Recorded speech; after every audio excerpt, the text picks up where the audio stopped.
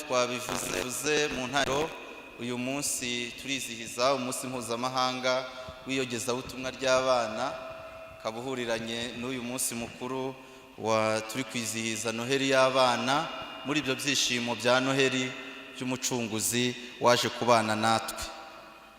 Tukaba rero twahawe ubutumwa n'umwepiskopi ushinzwe iryo yogezabutumwa, akaba aribwo tugiye gusangira.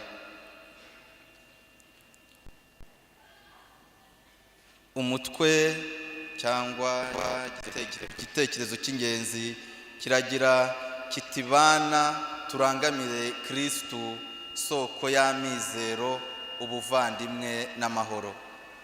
Intangiriro: bana dukunda, tubifurije gukomeza kugira ibyishimo bya Noheli.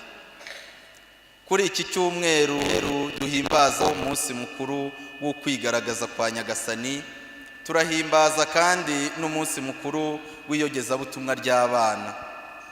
Ni n'umwanya wihariye ku bana wo kuzirikana no guhimbaza ibyiza dukesha iyogezabutumwa ry'abana. Muri uyu mwaka dufite insanganyamatsiko igira iti: bana turangamire Kristu, soko y'amizero, ubuvandimwe n'amahoro. Bana bacu, mufite umwanya ukomeye muri Kiliziya kandi mukagira n'uruhare rukomeye mu iyogezabutumwa ryayo. Yezu ntahamagara abakuru gusa, ahamagara n'abana akabatuma. Nk'uko Uhoraho yahamagaye umwana Samweli akiri muto, maze umuherezabitambo Heli akamufasha kumva ijwi rya Nyagasani, Kiliziya nayo ifite inshingano zo kubaba hafi, kubisha no kubategura kugira ngo mwumve ijwi ry'Imana ribahamagara. Umutwe wa mbere: Kristu wigize umuntu niwe mizero yacu. Bana dukunda, muri iyi minsi mikuru ya Noheli tuzirikana cyane urukundo Imana yadukunze, yemera ko umwana wayo Yezu Kristu yigira umuntu, akabyarwa na Bikira Mariya, akabana natwe atagize icyo atwitandukanyijeho keretse icyaha. Ibyanditswe bitagatifu bitwereka ko umuryango w'Imana wamutegereje igihe kirekire. Abashumba babwiwe n'abamarayika ko mu murwa wa Dawudi havutse umucunguzi, basa amatungo yabo bajya kumuramya. Abanyabwenge baturutse iburasirazuba bamaze kumenya ko yavutse, baje kumuramya bayobowe n'inyenyeri.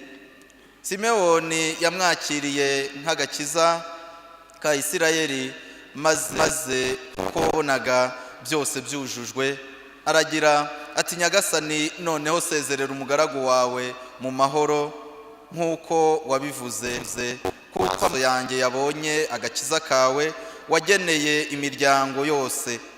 Niwe rumuri ruboneshereza abanyamahanga, akaba n'ikuzo ry'umuryango wawe Isirayeli. Nk'uko umuhanuzi Izayi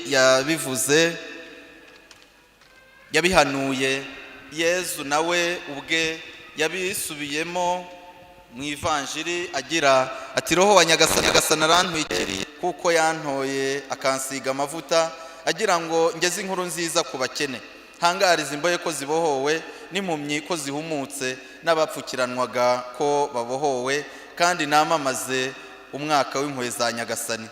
Ubutumwa bwa Yezu Kristu ni ubwo kuri buri muntu, kumusubiza ubuzima no kumutangariza ubuntu bw'Imana. Yezu aduhamagarira kumusanga agira ati: nimungane mwese abarushye n'abaremerewe, nge nzabaruhura. Intumwa zamubonyemo amizero yo kubaho, zemera gusiga byose ziramukurikira, kugeza n'aho Petero avuga ati: Nyagasani, twasanga nde wundi ko ari wowe ufite amagambo y'ubugingo bw'iteka? Twebwe twaremeye kandi tuzi ko uri intungane y'Imana. Kristo niwe mizero yacu, niwe turonkeramo ubuzima. Kristo akunda abana akabiyegereza. Nimureke abana bansange, mwibabuza kuko ingoma y'Imana ari y'abameze nkabo. Abatangaho urugero rw'imyifatire yabo, ahamagara kwinjira mu ngoma y'ijuru agira ati nimudahinduka ngo mumere nk'abana ntabwo muzinjira mu ngoma y'ijuru. Bugufi wese uyu mwana, uwo niwe usumba abandi mu ngoma y'ijuru. Uwakira neza abana nk'uyu aringirira ni nge aba yagiriye. Uwumvise Yesu Kristo amagara aba umwigishwa we, agatega amatwi ijambo rye akamwumvira kandi ara ugushaka kwe. Akunda nk'uko Kristo ari amizero yacu, namwe muhamagariwe kumureberaho no kubera abandi amizero. Kiliziya ndetse n'igihugu bibatezeho byinshi.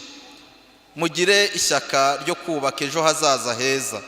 Mugire rero amatwara amwe n'aya Kristo, kumva bagenzi banyu, kubatega amatwi, kubaba hafi mu bibazo bafite.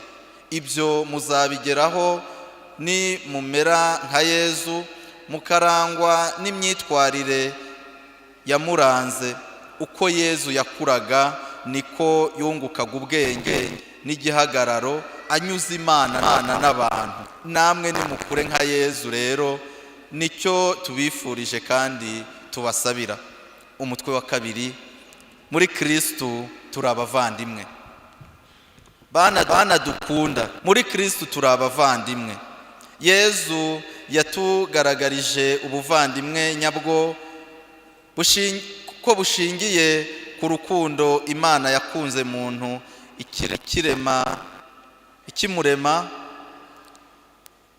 kumwitangira kugeza ku musaraba, kandi gahora imwigaragariza buri munsi mu ijambo ryayo no mu masakaramentu duhabwa.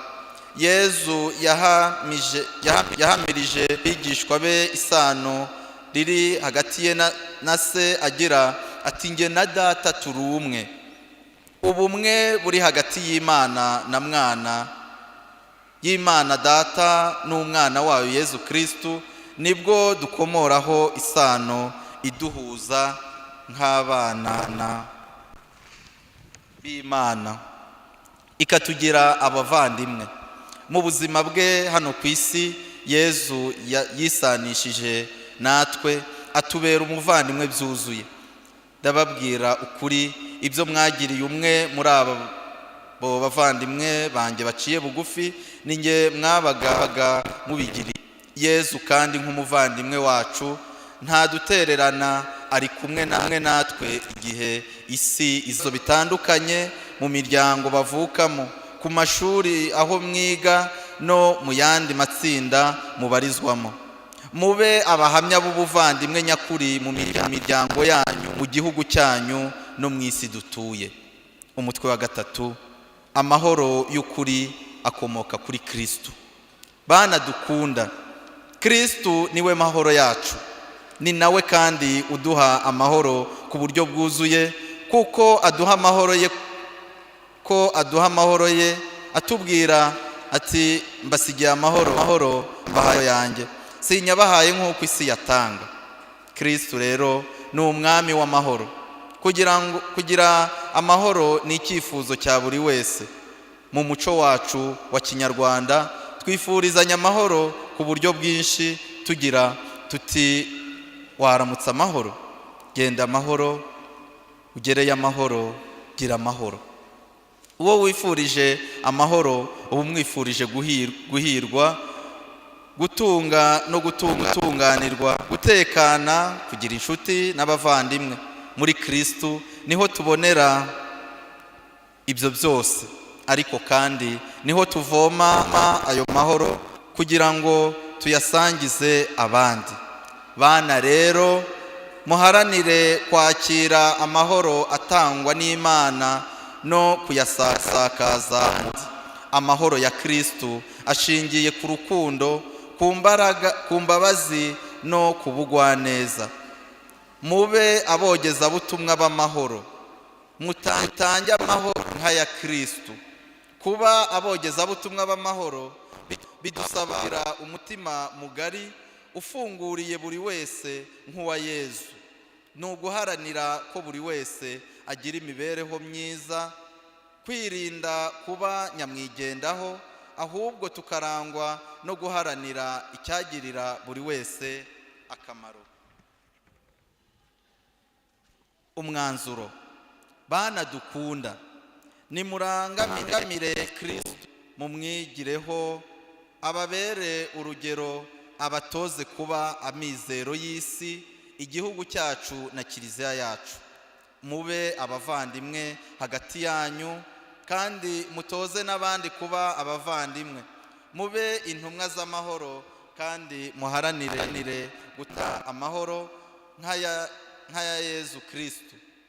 Muharanire kuba abizerwa muri byose, kandi uwo muco mwiza muwukurane. Mwitoze kuva mukiri bato gukunda no kubaha buri wese. Babyeyi, turabasaba gufasha abana gukurana icyizere cy'ubuzima no kubatoza kurangamira Kristo. Mutoze abana gukunda isengesho no guhabwa amasakaramentu, cyane cyane Ukaristiya na Penetensiya. Mubamenyereze gusoma ijambo ry'Imana. Namwe kandi mubabere urugero rwiza. Abarezi namwe mugaragaze ishusho ya Yezu Kristo ugira ati nimureke abana bansange. Mwakira abana mubishimiye, bababonemo ababyeyi, inshuti n'abavandimwe. Bayobozi mu nzego zitandukanye, cyane cyane abashinzwe kwita ku bana, muhe abana urubuga rwo kwisanzura kugira ngo bagaragaze ibyifuzo bite byatuma barushaho kugira icyizere cy'ubuzima bwiza. Indangagaciro zituma umwana akurana ubumuntu nizitabweho kandi zihabwe umwanya. Kuri uyu munsi, abana bo muri kiliziya ku isi hose basabira abana, cyane cyane abafite ibibazo bitandukanye, bafashijwe n'ababyeyi babo, bakusanya inkunga yo gufasha abo bana, igashyikirizwa ikigega cya Papa cy'ubufatanye mu bikorwa by'iyogezabutumwa ry'abana, maze ababishinzwe bakazagenera iyo nkunga abo bana. Mboneyeho rero kubashimira inkunga mutanga buri mwaka, haba itangirwa mu misa kuri uyu munsi n'iyo mutanga binyuze mu mashuri mwigamo. Imana ibahe umugisha. Bikira Mariya nyina wa Jambo, mwamikazi wa Kibeho, adusabire. Bikorewe i Kigali kwa 21 Ukuboza umwaka wa 2024.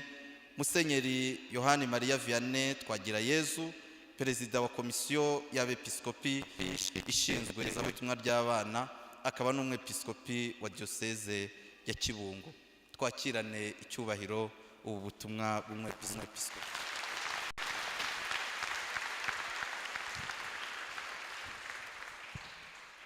Kristo Yezu akuzwe. Abana muri aho mugire gutya turebe. Amakuru yego, mwumvise ubutumwa bubagenewe? Ababwumvise bashyire hejuru. Abumvise ubutumwa tumaze gusoma. Hari abatabwumvise. Yezu akuzwe.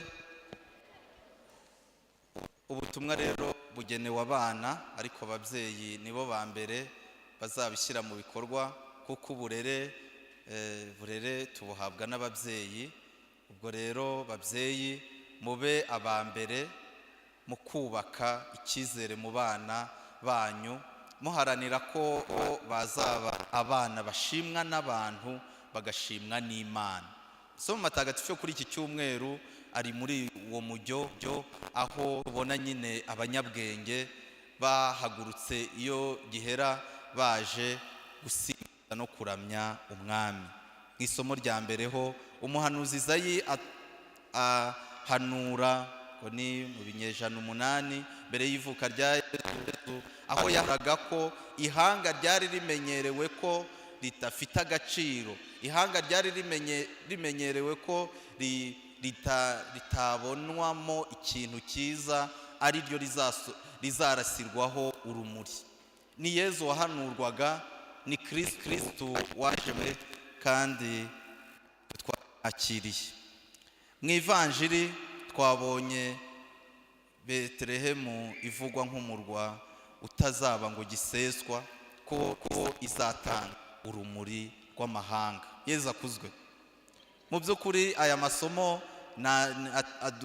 adushyiramo ibyishimo, akatwereka ko dukwiye kwishima uko twaba tumeze kose, tudakwiye kwigaya ko byaba bimeze kose, ahubwo ko dukwiye kurangamira urwo rumuri ari we Kristo waje kubana natwe. Iryo hanga ritari rifite agaciro, wenda nshobora kuba ari nge none, nshobora kuba ari wowe uri kwireba mu ntambara uri kurwana nazo, wenda wasanga uri umubyeyi ukaba uri guterateranya ukabona minerivare ntabwo iri kubona y'abana. Humura, hanga amaso Nyagasani, niwe uzakuruhura, niwe uzaguha ikikwiye kandi mu gihe gikwiye. Ushobora kuba uri gukora izindi bizinesi ariko ntibari gucamo, usabe Nyagasani kugira ngo aguhe imbaraga, umurangamire we n'abakomeye basanze natwe tumusange. Kuko twabyumvise mu magambo y'intangiriro, ntabwo Kristo ari uw'abakomeye gusa, ntabwo ari uw'ihanga rimwe, ahubwo ni uw'amahanga.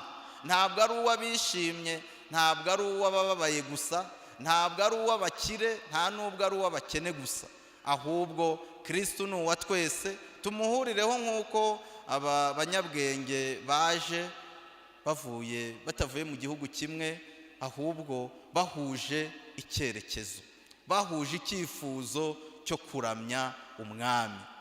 Baraje rero badatanije ibitekerezo ndetse n'ibyifuzo.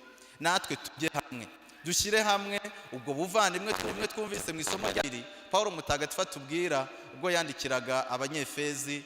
Duharanire kubusigasira aho turi hose.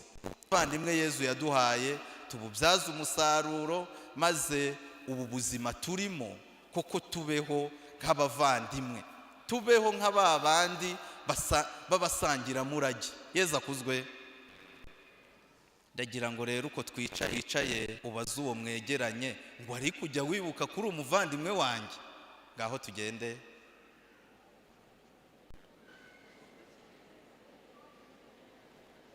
Niba rero yakubwiye yego, Imana isingizwe, kandi duharanire kubibamo.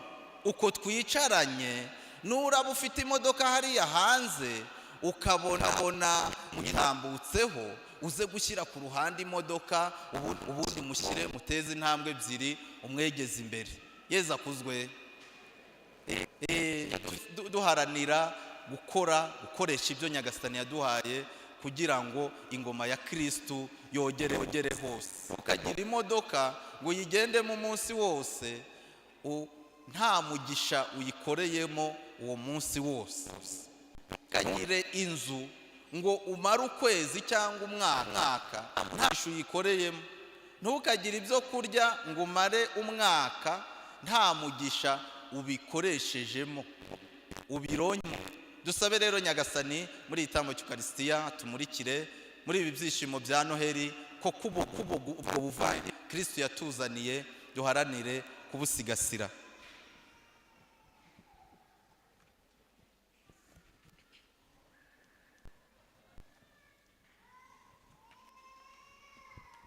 Turagushimiye Nyagasani Mana yacu, wowe jambo rizima. Tugushimiye ijambo ryawe ry'agakiza uduhaye